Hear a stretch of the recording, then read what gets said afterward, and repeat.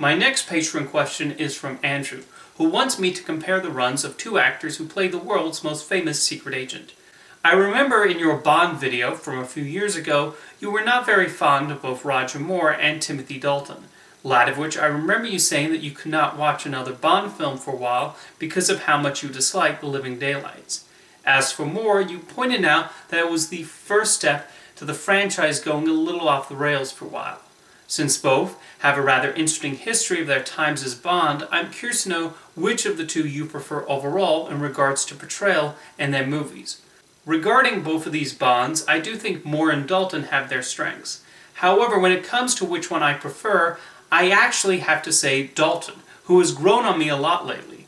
Yes, it's true, I did not like The Living Daylights the first time around, and watching it again, I have no idea why. This is a solid action film, with an intriguing plot as Bond goes up against the KGB and a weapons dealer. The action sequences are very inventive, and it has all the elaborate world hopping one expects to see from James Bond. Timothy Dalton sought to show a more ruthless side to 007, but he still has the occasional quips. It's an entertaining movie, which makes me confused why it bored me so much when I initially watched it 10 years ago. I also like License to Kill, which features Bond infiltrating a drug lord by pretending to be in cahoots with him. Yes, it's a similar plot as Yojimbo and A Fistful of Dollars, but the filmmakers pulled off.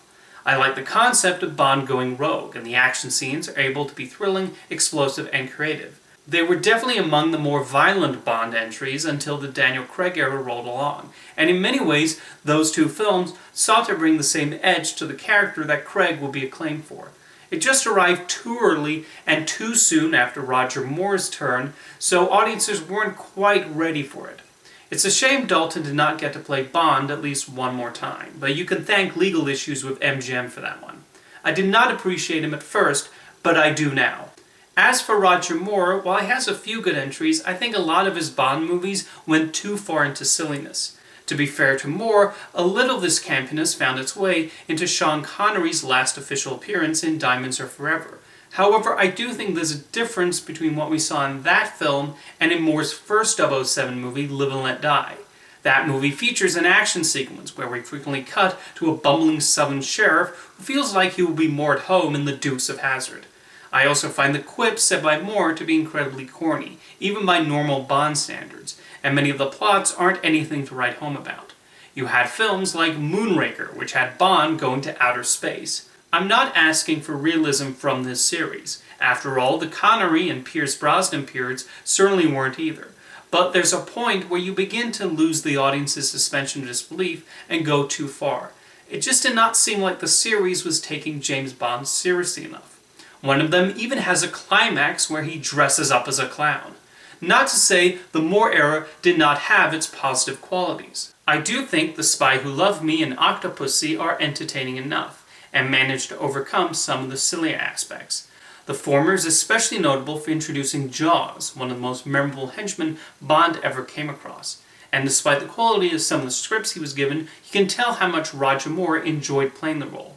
While other Bonds, like Connery and Craig, do occasionally give an air of being annoyed with some of what the job entails, Moore seemed to play 007 with a joy at getting the chance to fly over the world, meet all kinds of colorful characters, and save the world from some elaborate evil plot. I can also understand the franchise during this time marked an escape for audiences during the 70s and into the 80s.